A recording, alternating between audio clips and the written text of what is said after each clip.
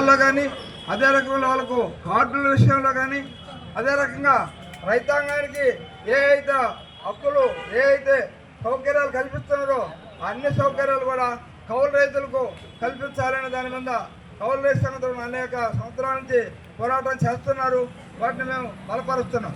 అదే రకంగా కేంద్ర గవర్నమెంట్ 2014లో అధికారంలోకి వచ్చినప్పుడు మేము అధికారంలోకి వస్తే రైతాంగానికి రెట్టింపు ఆదాయం కల్పిస్తామని వాగ్దానాలు చేశారు.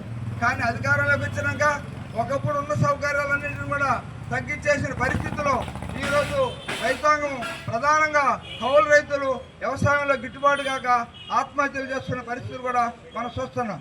కానీ ఇక్కడ రేపు మన మాస్టర్ల దగ్గరకు వచ్చింది. ఈ మార్చి 1వ తేదీ నుంచి ఆ ప్రాంతం నుంచి ముమ్మరంగా వచ్చే పరిస్థితి.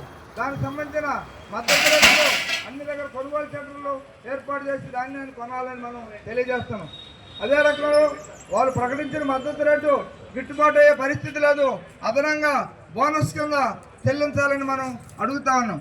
అయితే ఈరోజు మన దేశంలోనే కేరళ ప్రభుత్వం కానీ, తమిళనాడు ప్రభుత్వం కానీ, అదే రకంలో తెలంగాణ ప్రభుత్వం కానీ మీ మద్దతు రేటుకి అదనంగా బోనస్ క్వింటాలకు 500 రూపాయలు కల్పిస్తుంటే కేరళ ప్రభుత్వం ఒక క్వింటాలకు 630 రూపాయలు బోనస్ కింద ఇస్తా ఉంది.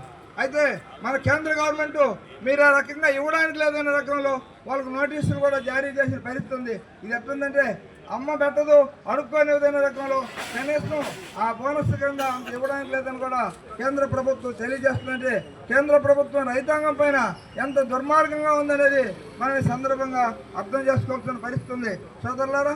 అందువల్ల ఈరోజు కౌలు రైతుల పరిస్థితి ఇందాక మన నాయకులు చెప్పినట్టుగా అమ్మపోతే అడవి కొనపోతే కొరువు అన్నట్టుగా అనేక రకాల ఇబ్బందులు ఉన్నది. ఈరోజు మామూలుగా మన ఏరియాలో కౌలు ఎక్కడ చూసినా కూడా సుమారుగా ఒక పుట్టి ధాన్యానికి తక్కువ లేకుండా కనిపిస్తూ ఉంది. రేపు మన పంట వస్తే మామూలుగా సగటున ఎకరాకు 3.5 పుట్లు అయితే ప్రభుత్వం ఇచ్చిన మద్దతు రేటు కొంటారనే గ్యారెంటీ మనకు లేదు. ఆ రకంగా కొన్నా కూడా ఒక పుట్టికి 850 కేజీలకు 20,300 రూపాయల లెక్కన కొంటే ఆ వచ్చిన దాంట్లో 3 పుట్లు 3.5 పుట్టి అయితే మామూలుగా రైతుకు ఒక పుట్టి రేట్లు వాళ్ళకు రైతుకు కౌలు భూమి యజమానికి ఇస్తే సుమారుగా సగటున ఎకరాకు 40,000 రూపాయలు ఖర్చు అవుతున్న పరిస్థితి మనకు కనిపిస్తుంది. మరి ఎన్ఎస్ స్వామినాథన్ గారు చెప్పిన లెక్కలు ఇక్కడ ఎక్కడ అమలయ్యే పరిస్థితి లేదు. అందువల్ల ఈ ప్రభుత్వం ప్రకటించిన మద్దతు రేటు కూడా రైతాంగానికి గిట్టుబాటు రైతాంగానికి ఉపయోగపడే పరిస్థితి లేదు.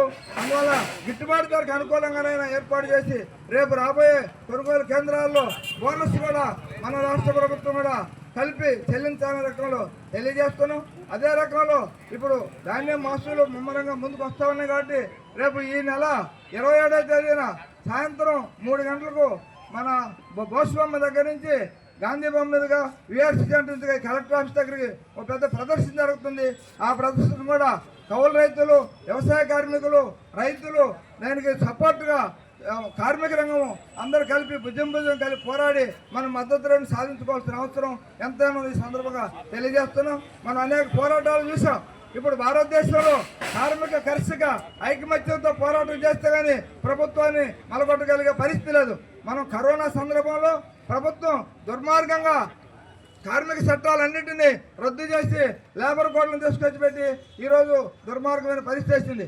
అదే అదునుగా చూసి రైతాంగానికి కూడా గిట్టుబాటు కాని పరిస్థితిలో 3 నల్ల అంటే రైతులకు వ్యతిరేకమైన చట్టాలు చేస్తే వాటికి నల్ల చట్టాలు అని పేరు పెట్టారు.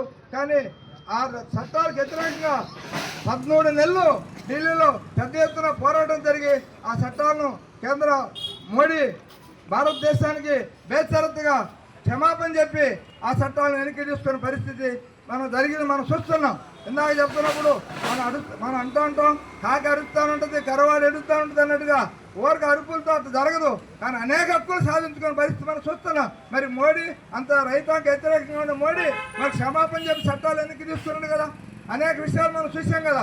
అందువల్ల మనం కార్మిక కర్షక ఐకమత్యంతో భారతదేశంలో రాబోయే రోజుల్లో అనేక రకాల పోరాటాలు చేసి రైతులను రక్షించుకోవాల్సిన అవసరం ఎంతైనా ఉందని సందర్భంగా తెలియజేస్తున్నాం. అందువల్ల ఈ కౌలు రైతాంగం ఇచ్చిన పిలుపుకు ఈ 36 గంటల దీక్షలకు పెద్ద ఎత్తున రైతులందరూ కూడా సహకరించాలని రాబోయే రోజుల్లో కూడా వాళ్ళ వాళ్ళ పిలుపులు అన్నిటిని కూడా మనం కలిసి పోరాటం చేయాలని రకంలో మరొకసారి తెలియజేస్తూ ఈ దీక్షలకు ఆంధ్రప్రదేశ్ రైతు సంఘం తరఫున జిల్లా కమిటీ తరఫున సంపూర్ణ మద్దతు తెలియజేస్తాను.